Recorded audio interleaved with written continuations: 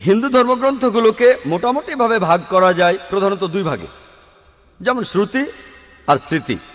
শ্রুতি অর্থ হচ্ছে যেটা প্রকাশিত হয়েছে, যেটা সবাই বুঝতে পেরেছে, যেটা মানুষ শুনেছে। এই শ্রুতি বিভিন্ন হিন্দু বিশেষজ্ঞদের মতে প্রচলিত আছে যে শ্রুতি হলো ঈশ্বরের বাণী। এটাও প্রধানত দুই ভাগে বিভক্ত, বেদ ও উপনিষদ। বেদ, এই সংস্কৃত শব্দটা এসেছে বিদ থেকে, যার অর্থ হচ্ছে মানুষের জ্ঞান। আর বেদ প্রধানত চার প্রকার: ঋগ্বেদ, যজুর্বেদ, সামবেদ ও অথর্ববেদ। যদিও এই বেদগুলো ঠিক কোন সময় থেকে পৃথিবীতে আছে সেটা কেউই জানে না, তবে স্বামী দয়ানন্দ সরস্বতীর কথা অনুযায়ী, যিনি হলেন আর্য সমাজের প্রতিষ্ঠাতা, তিনি বলেছেন যে এই বেদগুলো আসলে এগুলোর বয়স হচ্ছে 131 কোটি বছর। তবে এই বিশেষজ্ঞদের বেশিরভাগই তারা বলেন বেদের বয়স আনুমানিক 4000 বছর। পৃথিবীর কোন অংশে এই বেদ প্রথম এসেছিল সেটা আমরা কেউ জানি না, কার উপরে এটা নাজিল হয়েছিল সেটাও আমরা জানি না। যদিও এই সব ব্যাপারগুলো পরিষ্কার নয়, তারপরও হিন্দুরা মনে করে যে এটাই আল্লাহর বাণী, এটাই হলো সবচেয়ে বিশুদ্ধ আর পবিত্র ধর্মগ্রন্থ যাবতীয় হিন্দু ধর্মগ্রন্থগুলোর মধ্যে। এরপরে গুরুত্ব পাবে তাদের উপনিষদ। এসেছে সংস্কৃত শব্দ থেকে উপা, যার অর্থ কাছে, নি অর্থাৎ নিচে, সদ অর্থাৎ বসা, কাছে এসে নিচে বসা। এককালে শিষ্য আর ছাত্ররা বসত তাদের শিক্ষকদের পায়ের কাছে, এটাকে বলা হচ্ছে উপনিষদ। এর অর্থ জ্ঞান, যেটা যাবতীয় অজ্ঞতা দূর করে দেয়। পৃথিবীতে 200-রও বেশি উপনিষদ পাওয়া যায়, তবে হিন্দু রীতি বলে এর সংখ্যা হলো 108। এগুলোর মধ্যে কিছু উপনিষদকে বলা হয়েছে প্রধান উপনিষদ। কেউ বলে 10টা, কেউ বলে 12টা। শ্রী রাধাকৃষ্ণ তিনি 18টা বেছে নিয়ে বই লিখেছেন, এগুলোই প্রধান উপনিষদ।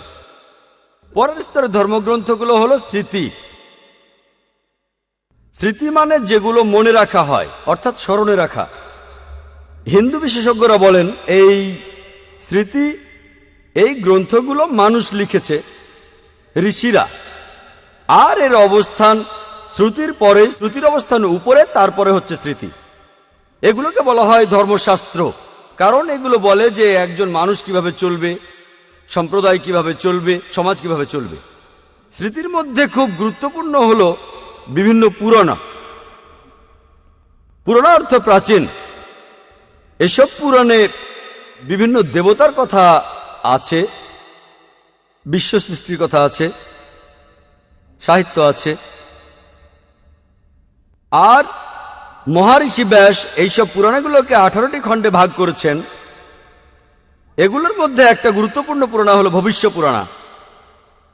ভবিষ্য মানে ভবিষ্যৎ। এই পুরাণ ভবিষ্যৎ নিয়ে কথা বলছে। আর ভবিষ্য পুরাণে উল্লেখ করা আছে 3য় পর্ব, 3য় খণ্ড, 3য় অধ্যায়ের 5 থেকে 8 অনুচ্ছেদে যে একজন ম্লেচ্ছ আসবেন তার সঙ্গীদের সাথে নিয়ে মরুভূমি থেকে। তার নাম হবে মুহাম্মদ সাল্লাল্লাহু আলাইহি সাল্লাম। রাজা ভোজ এই দেবতুল্য মানুষকে স্নান করিয়ে পবিত্র করবেন আর তাকে স্বাগত জানাবেন সম্মানের সাথে, তার সাথে কথা বলবেন শ্রদ্ধার সাথে, আর বলবেন, হে মানুষ জাতির গর্ব, আপনি শয়তানকে হারানোর জন্য একটা বিশাল বাহিনী বানিয়েছেন। এই কথাটা ভবিষ্য পুরাণ 3য় পর্ব, 3য় খণ্ড, 3য় অধ্যায়ের 5 থেকে 8 অনুচ্ছেদে আছে। এখানে বলা হয়েছে একজন ম্লেচ্ছ আসবেন। ম্লেচ্ছ এই সংস্কৃত শব্দটার অর্থ একজন বিদেশি। তিনি আসবেন তার সঙ্গীদের সাথে নিয়ে। সাহাবাদের কথা বলা হচ্ছে। আসবেন মরুস্থল থেকে। সংস্কৃত মরুস্থল শব্দটার মানে বালিময় স্থান বা মরুভূমি।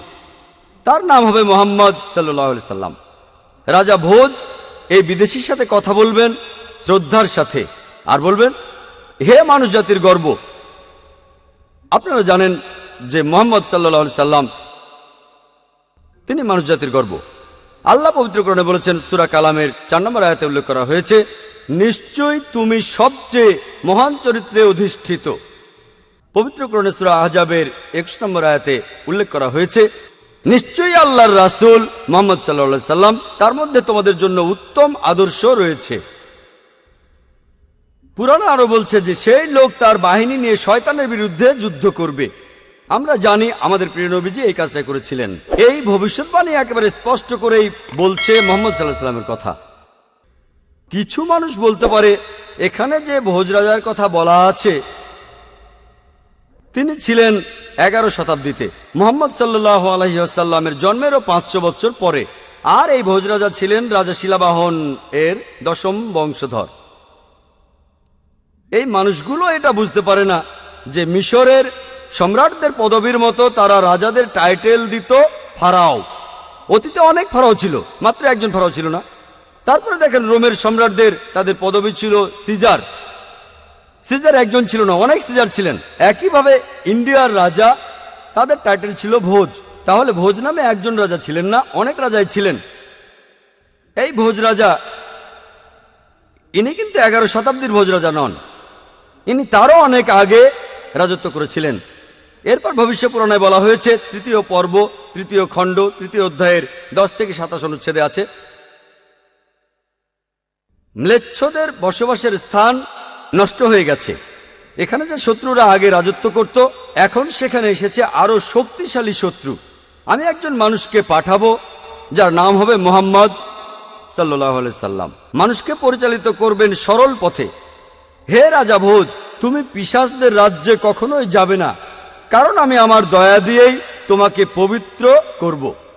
তারপর দেবতুল্য একজন মানুষ ভোজ রাজার কাছে আসলো, তারপর বলল যে আর্য ধর্ম এই পৃথিবীতে প্রতিষ্ঠিত হবে। এটা হবে ঈশ্বর পরমাত্মার আদেশে। আমার অনুসারীদের খাতনা দেওয়া থাকবে, তাদের মাথার পেছনে কোনো টিকি থাকবে না, তারা মুখে দাড়ি রাখবে, তারা একটা বিপ্লব করবে, তারা প্রার্থনার জন্য আহ্বান করবে, তারা সব হালাল খাবার খাবে, তারা বিভিন্ন পশুর মাংস খাবে, তবে এই লোকগুলো শূকরের মাংস খাবে না। তারা লতাপাতার মাধ্যমে নিজেদের পবিত্র করবে না, নিজেদের পবিত্র করবে যুদ্ধের মাধ্যমে। তাদের সম্প্রদায়কে বলা হবে মুসলমান। এই ভবিষ্যৎবাণী আর কারো কথা বলছে না, বলছে সর্বশেষ নবী মুহাম্মদ সাল্লাল্লাহু আলাইহি সাল্লামের কথা। বলা আছে আমার অনুসারী তারাই হবে যে লোকদের খতনা দেওয়া থাকবে। আমরা জানি মুসলিমরা খতনা করে, তাদের মাথার পেছনে টিকি থাকবে না, অনেকে এটাকে বলে সিন্ডি, তাদের মুখে দাড়ি থাকবে, তারা একটা বিপ্লব করবে, তারা প্রার্থনার জন্য আহ্বান করবে। আজানের কথা বলা হচ্ছে, মুসলিমরা আজান দেয়। তারা সব হালাল খাবার খাবে, বিভিন্ন প্রাণীর মাংস খাবে, তবে তারা শূকরের মাংস খাবে না। আল্লাহ পবিত্র কোরআনে সব মিলিয়ে 4 জায়গায় বলেছেন। সূরা বাকারার 173 নম্বর আয়াতে উল্লেখ আছে, সূরা মাইদার 3 নম্বর আয়াতে উল্লেখ আছে, সূরা আনামের 145 নম্বর আয়াতে উল্লেখ আছে এবং সূরা নাহালের 115 নম্বর আয়াতে উল্লেখ করা আছে, হুররিমাত আলাইকুম মাইতাতু ওয়াদ-দামু ওয়া লাহমুল খিনজির ওয়া মা উহিল্লা লিগাইরিল্লাহ বি। তোমাদের জন্য হারাম করা হয়েছে মৃত জন্তু, রক্ত, শূকরের মাংস খাওয়া এবং যে পশু জবাইকালে আল্লাহ ব্যতীত অন্য কারো নাম নেওয়া হয়েছে। যেহেতু পবিত্র কোরআনে বেশ কয়েকবার এই কথা বলা হয়েছে যে শূকরের মাংস খাওয়া হারাম, মুসলিমরা আমরা শূকর খাই না। ভবিষ্যৎবাণীটা আরো বলছে যে তারা লতাপাতার মাধ্যমে পবিত্র হবে না, তারা পবিত্র হবে যুদ্ধের মাধ্যমে, আর তাদেরকে ডাকা হবে মুসলমান বলে। এই ভবিষ্যৎবাণীটা পরিষ্কারভাবে বলছে সর্বশেষ এবং চূড়ান্ত নবী মুহাম্মদ সাল্লাল্লাহু আলাইহি সাল্লাম সম্পর্কে। এরপরে ভবিষ্য পুরাণে আরো উল্লেখ করা আছে 3য় পর্ব 1ম খণ্ড 3য় অধ্যায়ের 21 থেকে 23 অনুচ্ছেদে বলা হয়েছে যে 7টা পবিত্র শহর কাশীতে, সেগুলো ভরে গেছে দুর্নীতিতে আর রাক্ষসে। সেই সময়ে ম্লেচ্ছদের দেশে ম্লেচ্ছ ধর্মের অনুসারী যারা আছে তারা ভালো মানুষ, তাদের মধ্যে সব ভালো গুণই আছে। আর এই দেশে দেখো সব ধরনের পাপই বিদ্যমান আছে। হে ঋষি, তোমার প্রভুর নামকে সমুন্নত রেখো। এখানে আসলে বলা হচ্ছে মুহাম্মদ সাল্লাল্লাহু আলাইহি সাল্লামের কথা, তার অনুসারীদের কথা। মুহাম্মদ সাল্লাল্লাহু আলাইহি সাল্লামের কথা বেদেও ভবিষ্যৎবাণী করা হয়েছে। অথর্ব বেদে বলা হয়েছে 20 নম্বর গ্রন্থে 127 নম্বর অনুচ্ছেদের 1 থেকে 14 নম্বর মন্ত্র, এটাকে বলা হয় কুন্টাক সুক্তাস। কুন্টাক অর্থ পেটের ভিতর লুকানো গ্রন্থি। তার মানে এই মন্ত্রগুলোর যে অর্থ সেটা লুকানো আছে, আপনারা পরে এগুলো সম্পর্কে জানতে পারবেন। কুন্টাকের আরো একটা অর্থ দুর্দশা থেকে মুক্ত, আরেকটা অর্থ শান্তি, আর ইসলামেরও একই অর্থ।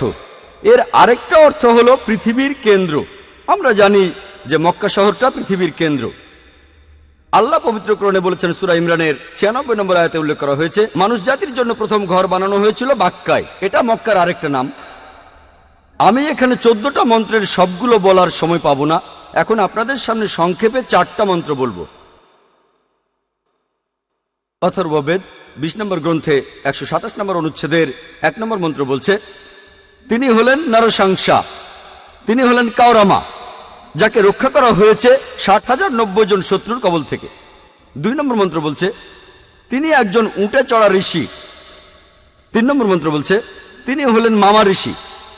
4 নম্বর মন্ত্র বলছে, তিনি হলেন বৈষ্ণবী রেব। 1 নম্বর মন্ত্র বলছে, তিনি হলেন নরসাংসা। নর সংস্কৃত শব্দটার অর্থ একজন মানুষ, একজন ব্যক্তি। সাংসা মানে প্রশংসা, প্রশংসনীয়, যে মানুষটা প্রশংসনীয়। আর আরবি শব্দ মোহাম্মদের অর্থ ঠিক সেটাই, প্রশংসনীয়। এটাই ছিল সর্বশেষ ও চূড়ান্ত নবী রাসূলুল্লাহ সাল্লাল্লাহু আলাইহি ওয়াসাল্লামের নাম। এরপরে বলা হয়েছে তিনি হলেন কাওরামা। কাওরামা শব্দটার আরেকটা অর্থ হলো শান্তির রাজপুত্র। আর আমাদের নবীজি সাল্লাল্লাহু আলাইহি সাল্লাম শান্তির রাজপুত্র ছিলেন। এর আরেকটা অর্থ হলো অভিবাসী। আমরা জানি নবীজি সাল্লাল্লাহু আলাইহি সাল্লাম মক্কা থেকে মদিনায় হিজরত করেছিলেন, তিনি অভিবাসী ছিলেন। এরপরে বলা হয়েছে তাকে রক্ষা করা হয়েছে 60,090 জন শত্রুর কবল থেকে।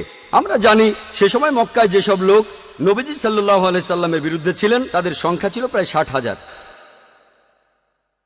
2 নম্বর মন্ত্র বলছে, তিনি হবেন একজন উটে চড়া ঋষি। কোন ইন্ডিয়ান ঋষি অথবা ব্রাহ্মণ কখনোই উটের পিঠে চড়বেন না, কারণ উটে চড়া ব্রাহ্মণদের জন্য নিষিদ্ধ। মনুস্মৃতিতে উল্লেখ করা হয়েছে 11 নম্বর অধ্যায়ের 202 নম্বর অনুচ্ছেদে যে একজন ব্রাহ্মণ কোনো উট বা গাধার পিঠে চড়তে পারবেন না। সেজন্য ইনি হবেন এমন কেউ যিনি বিদেশি। 3 নম্বর মন্ত্র বলছে, তিনি মামা ঋষি বা মহাঋষি। মামা, কেউ বলে থাকে মোহাম্মদ, কেউ বলে মহান ঋষি। 4 নম্বর মন্ত্র বলছে, তিনি হলেন রেব। রেব অর্থ যে প্রশংসা করে। আমাদের নবীজি সাল্লাল্লাহু আলাইহি সাল্লামের আরেকটা নাম হলো আহম্মদ, যে প্রশংসা করে। এটার আরবি হলো আহম্মদ। এটা ছিল আমাদের নবীজি সাল্লাল্লাহু আলাইহি সাল্লামের আরেকটা নাম।